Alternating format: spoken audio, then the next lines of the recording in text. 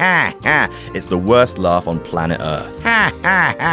The sound of it just shreds your soul. If an antichrist is ever born, you can bet serious money that the devil impregnated its mother to the sound of Seth Rollins' laugh. Gosh, this got dark quickly. Anyway, the architect of the Shield is one of the top stars in WWE right now. He was the #1 draft pick during the brand extension, is a 2-time WWE champ, and still has his best years ahead of him, which is good because some of the years behind him are a bit tricky. I'm Adam from WhatCulture.com, and here are oh god, it's like the snickering of a hell spawn. And here are 10 things WWE want you to forget about Seth Rollins. Number 10, ever using the curb stomp. Maybe if you don't want to draw attention to the fact that one of your top stars' finishing moves resembles a curb stomp, maybe don't call it the curb stomp. That being said, even when it was called the blackout, the move was going to be a problem. Kids do these moves on each other, and that's just a fact. We all knew a kid with a trampoline when we were little, and we all did choke slams and rock bottoms. As dangerous as those were, that ain't nothing to the possibility of kiddywinks stamping full on each other's heads. WWE banned the move and has even gone as far as to edit it out of all of Seth's past glories, including using it to win his first WWE Championship. Number 9, CM Punk's stable. Gosh, the Shield looks silly when they first debuted. When you think of the Shield, you think of SWAT team outfits. Hey, cool. The wet hair. Hey, cool, sort of. But they debuted in turtlenecks.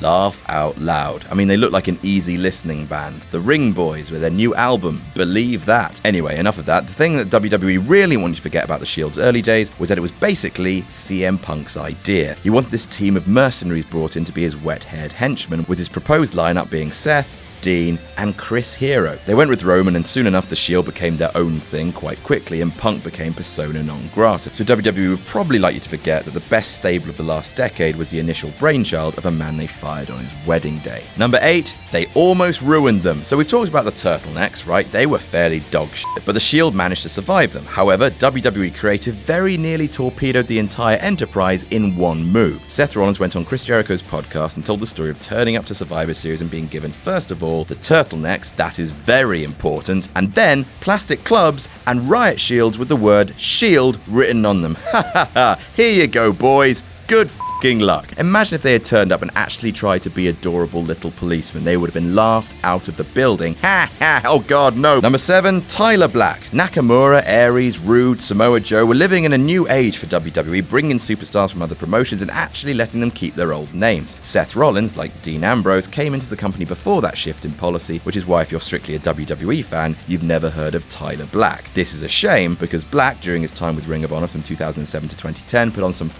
spectacular matches. Check out some of his fights with Austin Aries, who gets to keep his name apparently, Nigel McGuinness, Bryan Danielson, whoever he is, and Davey Richards. They're very, very special, and it's a shame that according to WWE canon, Tyler Black died 6 years ago in a freak boating accident. Number 6, almost getting fired. Another time that Tyler Black got his older brother Seth in trouble. In ROH, Rollins proved he was potentially one of the best wrestlers of his generation. You see, holding the Ring of Honor World Championship for over 200 days can do that. By Seth's own admission, that track record gave him something of a bad attitude Baracus, being stuck in developmental for a few years. In an interview with WWE.com, he says, "I'd already had a set way of doing things. I know what works for me. Having to adjust that to fit what was asked of me was very difficult for me. It felt like I was selling out. I literally almost lost my job." Thankfully, Triple H was a huge ally of Rollins, or WWE could have fired someone who may very well become the next Shawn Michaels. Number 5, beef with Terry Taylor. Terry Taylor is one of Triple H's super good friends, and it's nice to be super good friends with Triple H. You know, like I am, I assume. Taylor and Trips formed a bond back in the early 90s when 3H's was mentored by Taylor at WCW's Power Plant, which is why it makes sense that in 2012, Taylor was chosen to act as trainer in WWE's developmental facility, Triple H's baby. Turns out, however, there was infighting in Triple H's family. His son, Seth, did not get on with his new uncle, Terry. The two had quite major beef, in fact. Major Beef would be a good wrestler's name. Sam, please Photoshop a character called Major Beef. I will wait.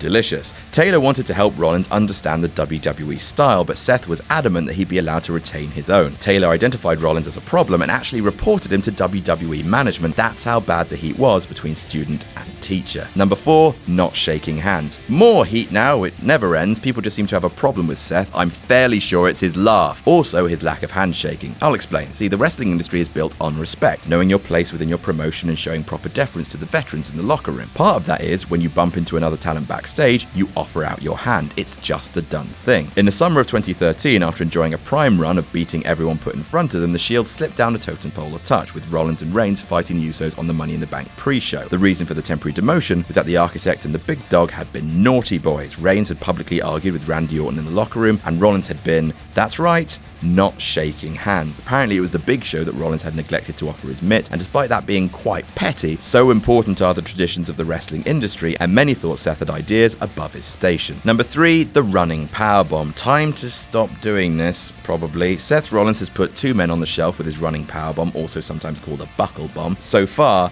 neither of those men has returned. Sting took one at Night of Champions last year, injured his neck and may never step into the ring again. Finn Balor took one to the guardrail at SummerSlam, dislocated his shoulder and tore his labrum. Now, this is not to blame Rollins at all. Accidents happen, and it's worth remembering the hundreds of injury-free buckle bombs he's done over the past few years. But when 2 very high-profile injuries occur from the exact same move, that's something to try and sweep under the ring. Number 2, his ex. Guilt by association here, and again, this is the part of the list that I really don't enjoy, but then again, it's got something to do with the Nazis, so I can't really miss it off the list. Zara Schreiber was Seth Rollins' other half until earlier this year, and she caused Seth something of a public relations poo storm in 2015. The most severe incident got her released from WWE, and as we covered in a previous video, people looked deep into Zara's social media and unearthed pictures that she'd uploaded years ago, 2 of which featured images with swastikas. One of them was a pony. Aw, little nationalist horsey. Now, the swastika is what's referred to in the marketing industry as a dead brand, and not something to be too closely associated with, despite Schreiber claiming strenuously that she wasn't an anti-Semite. The other scandal involving Zara, that was a bit more of Seth's fault. And number 1, the dick pic.